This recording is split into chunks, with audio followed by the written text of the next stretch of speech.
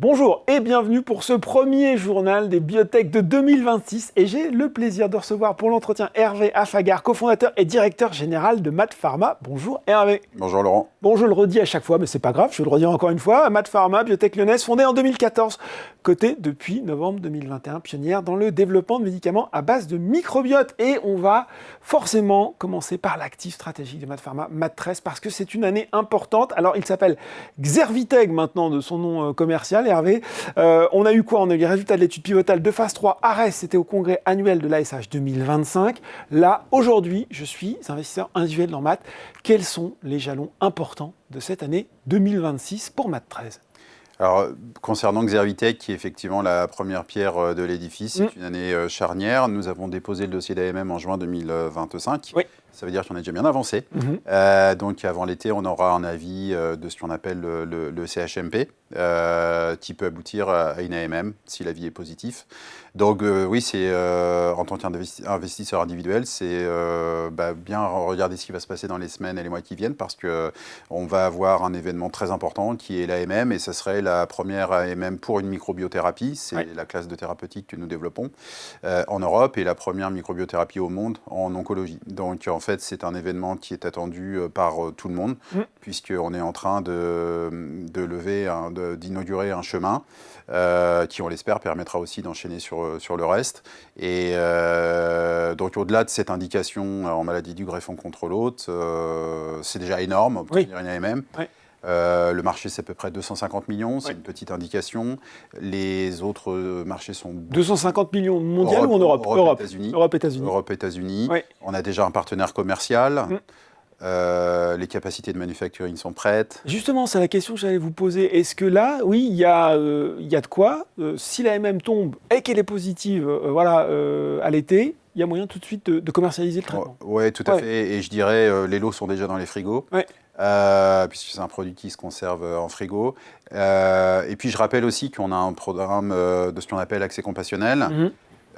Et la demande est très forte. Et déjà, c'est une forme de pré-commercialisation, notamment en France, puisqu'on peut vendre les produits. Enfin, ils sont remboursés par le système. Et je tiens à donner quelques chiffres. Entre 23 et 24, on a une augmentation de la demande de 75%. D'accord. Et entre 24 et 25, on a une augmentation de 25%. Donc, en fait, on a une demande dans 11 pays maintenant, principalement en Europe, mais pas que, aussi au Moyen-Orient et aux États-Unis. Notre produit, il est déjà utilisé en routine dans certains hôpitaux. D'accord. Donc, la commercialisation, j'ai envie de dire, c'est un acte administratif maintenant. C'est-à-dire qu'il nous faut cette licence. Et derrière, notre partenaire Clinigène va dérouler sur un terrain qui est déjà bien installé. 80% des centres experts en France ont utilisé notre produit déjà. Donc, quand je vous écoute, Hervé, ça pourrait aller très très vite. Très vite. En fait. Bon, voilà, donc... On discute avec la Chaise, on discute avec les Allemands, tout le market access est en train d'être fait en partenariat avec justement Clinigène, la supply chain est là, il nous manque le bout de papier. Bon, ça c'est pour l'Europe. Où en sont vos discussions avec des partenaires potentiels, notamment justement aux États-Unis, peut-être pour accélérer le développement clinique et ou la future commercialisation? Il y a environ un an, on a fait un petit peu évoluer notre stratégie quand même. On en avait parlé. Et donc, on est multi-zone. Donc, on a beaucoup de discussions dans plusieurs zones. Pour tirer le maximum de valeur, on va de toute façon attendre, avant de conclure quoi que ce soit, l'obtention de l'AMM pour maximiser la valeur de l'actif. D'accord. Donc, c'est en Asie, c'est au Moyen-Orient, c'est dans plusieurs zones. Les États-Unis, on sait qu'on devra faire un essai clinique spécifique aux États-Unis, qui fera l'objet pour le coup d'un financement. Aujourd'hui, tous les chiffres qu'on annonce et qui sont publics n'incluent pas le coût d'un essai clinique aux États-Unis. D'accord. Donc, il faudra qu'on fasse un développement spécifique aux États-Unis. Néanmoins, on est très focus sur le dossier européen. On veut finir le dossier européen. C'est une question de quelques semaines. Pour à la fois capitaliser sur ce qu'on aura fait en Europe, mais aussi, tout ça, c'est une question d'équilibre. On va devoir trouver sur certains points des accords avec les autorités, et on veut donner la priorité aux autorités européennes, puisque c'est là où on a développé notre produit initialement. Les États-Unis restent complètement stratégiques. Néanmoins, on veut aller capter ce qui est le low hanging fruits, la chose la plus facile à obtenir, qui est l'Europe.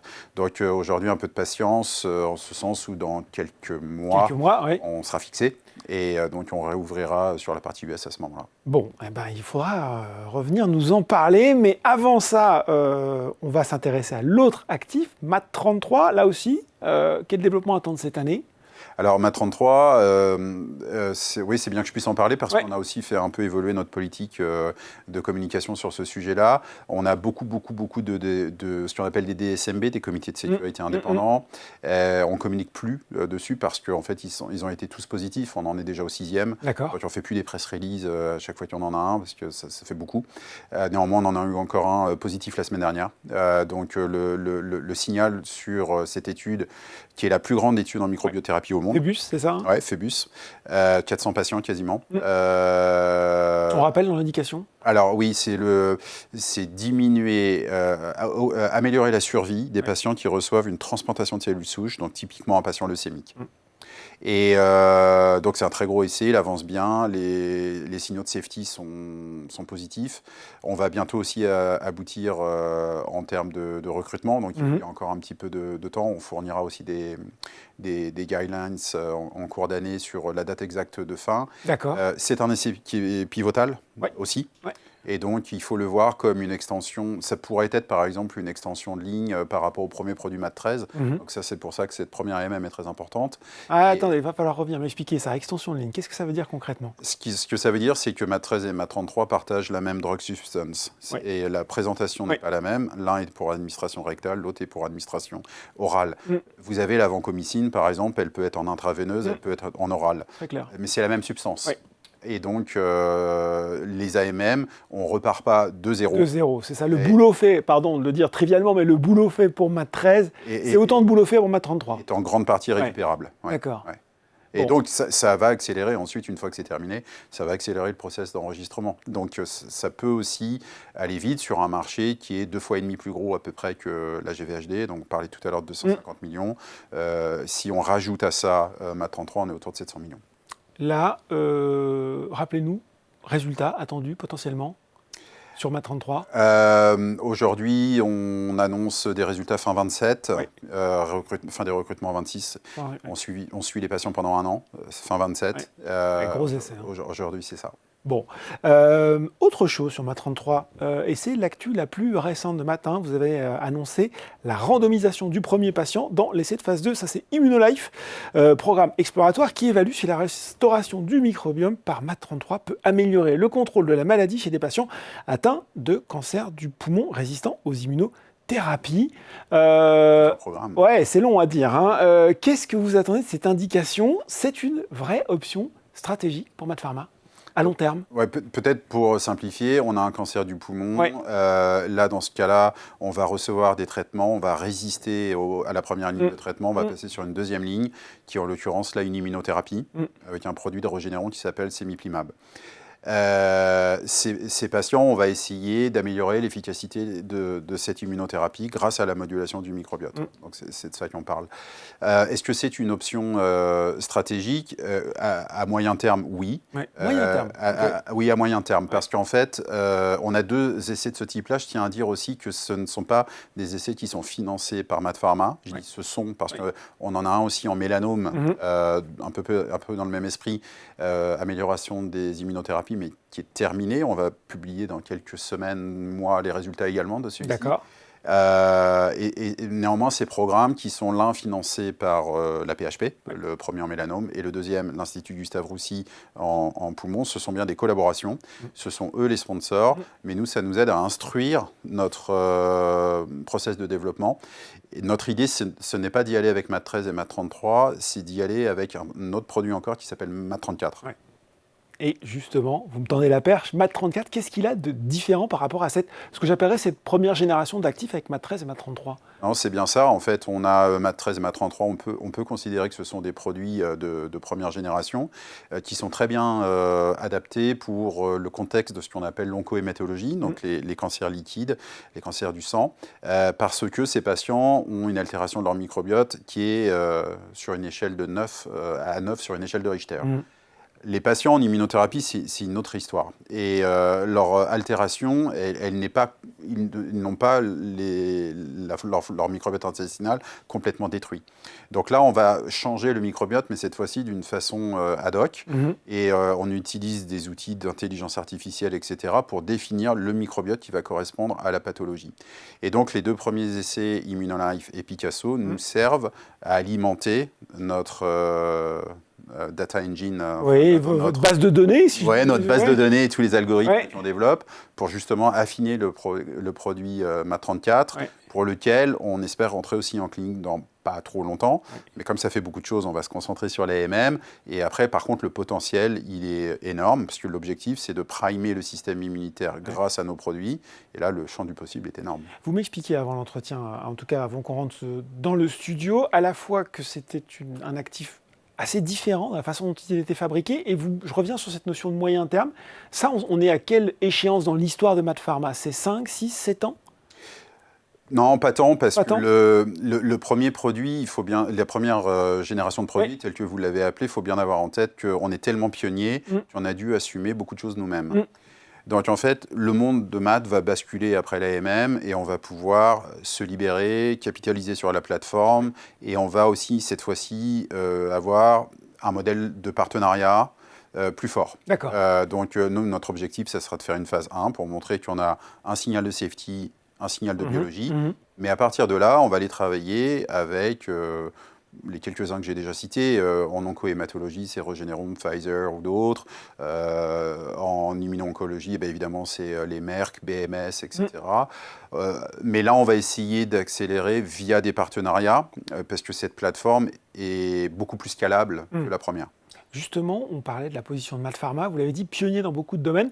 Comment vous avez vu évoluer le paysage concurrentiel, il faut bien en parler, autour de ces traitements à base du microbiote et, en toute transparence, où vous voyez à peu près la position de MaaT Pharma dans cet écosystème aujourd'hui? Ouais, alors je vais commencer par la fin. En fait, MaaT Pharma est devenu leader. Comme je le disais tout à l'heure, on est leader en microbiothérapie, en oncologie, de manière complètement indisputée, incontestable.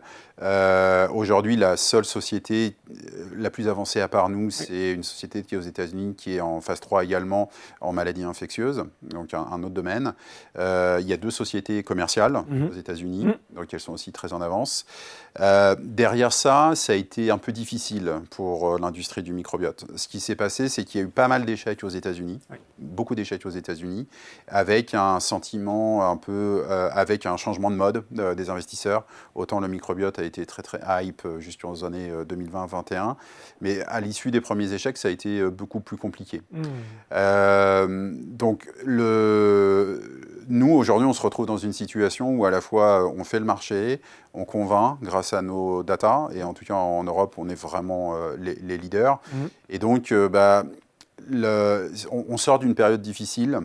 Il y a beaucoup de résultats cliniques en 2026. En 2026. Il y a nous, il y a Vedanta aux États-Unis, il y a MRM en Europe, enfin Macrobiotica aussi. Peut-être de quoi ramener de l'intérêt justement sur. Oui, je pense, parce qu'en fait, il y a vraiment beaucoup de read-out cliniques. Donc, on est sur un autre moment de vérité. Je ne dis pas que ça y est, c'est le grand soir. On va voir, il faut rester humble.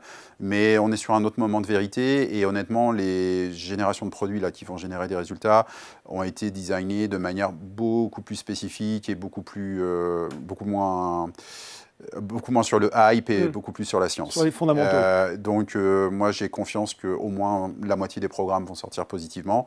Et vu les indications qui sont poursuivies, maladies infectieuses, maladies inflammatoires, oncologie, ça va déclencher de l'intérêt. Bon, 2026, année charnière pour MaaT et pour peut-être tout le secteur. Il faut qu'on parle forcément un petit peu de la trésorerie. On avait, selon vos propres, les dires de MaaT Pharma, horizon de trésorerie sécurisé au-delà de la potentielle approbation de l'autorisation de mise sur le marché pour Xervitane en Europe jusqu'au début de 2027. Ça veut dire que d'ici là, plus besoin de refinancement ou, si on revient au début de notre entretien, il y a potentiellement cet essai à lancer aux États-Unis. Je pense que ça, finalement, l'inconnu dans l'équation. Oui, alors aussi peut-être pour préciser, là aujourd'hui, on a clairement du cash jusqu'à la fin de l'été, début de l'automne. L'AMM nous permet d'avoir un nouveau jalon de notre partenaire commercial. C'est ça qui nous fait tenir à 2027. Ensuite, on a beaucoup d'options. Oui. On a aussi un emprunt de la Banque européenne d'investissement, mais qui est conditionné à de l'equity, etc. En fait, on a beaucoup d'options de financement qui vont nous permettre de poursuivre. Donc, les US, ça fera l'objet d'une augmentation de capital quand ça sera le moment. Les autres... Ce moment, vous ne pouvez pas nous dire quand ça va être? Non, parce que ça dépend encore. vraiment. Non, il faudrait que je revienne vraiment après l'AMM. Ok. Ça dépend un peu avec quoi on sort de l'AMM.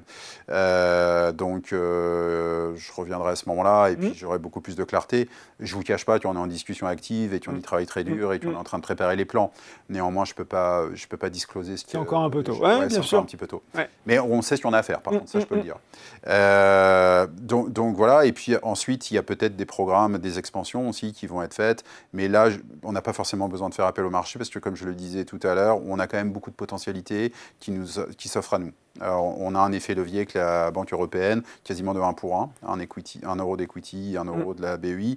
On a quand même beaucoup d'options. On a voulu se rendre le plus imperméable de l'environnement possible, sauf cet essai aux États-Unis qui, du fait de sa taille, ne peut pas s'autofinancer ou ne peut pas se faire avec des méthodes artisanales. Ça prendra ce que ça prendra. Bon, très clair en tout cas sur cette réponse. On va terminer par la bourse. Bah oui, les analystes qui vous suivent ont des objectifs de cours entre 17 et 19 euros pour Matt. Je ne vais pas vous demander, à quel niveau, c'est toujours très compliqué, mais en tout cas, qu'est-ce qu'il vous faut valider? Peut-être cette question-là pour, à votre avis, correspondre à ce niveau de valorisation.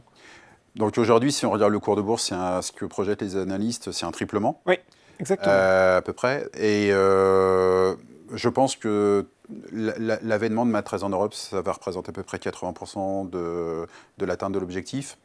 Le reste du pipeline doit avancer. Matt33 notamment, qui ouvre sur un plus grand marché. Par exemple, si on fait un partenariat avec Matt33, ça y est, on est au consensus, clairement. Et tout ce qui vient après, c'est du bonus. Bon, voilà, vous avez compris, forcément. J'espère qu'il y aura une suite à cet entretien dans les mois qui viennent. Merci beaucoup, Hervé Affagard. Point très complet sur l'actualité de Matt Pharma. Merci. Merci. Le journal des biotech, c'est fini pour aujourd'hui, mais on se retrouve très bientôt pour un nouveau numéro.